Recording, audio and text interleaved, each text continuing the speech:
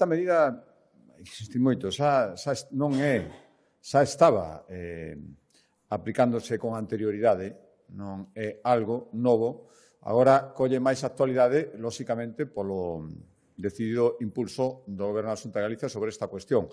Xa simplemente estar falando deste tema, as cifras amosan que os resultados da duración das altas referidos as que se daban en primaria do ano pasado a este, os resultados melloraron sensiblemente, pero que era unha medida que xa está no contrato de xestión dos Sergas para as áreas sanitarias, non é unha novedade, lóxicamente irá no paquete, pero xa estaba con anterioridade e incluso está nas medidas que incentiva o INS, o Instituto Nacional da Seguridade Social. Por tanto, isto non é nin poñer en dúbida, nin moitísimo menos os profesionais da atención primaria, son un elemento fundamental na atención da saúde e simplemente intentar mellorar os tempos. Isto creo que vai en beneficio de todos, das empresas e tamén dos traballadores. Pero, insisto, non é ningunha medida novedosa, mesmo algún sindicato que se mantén, eu agradezo moito, no diálogo social para intentar chegar a un acordo nesta materia, só ten manifestado. Isto é algo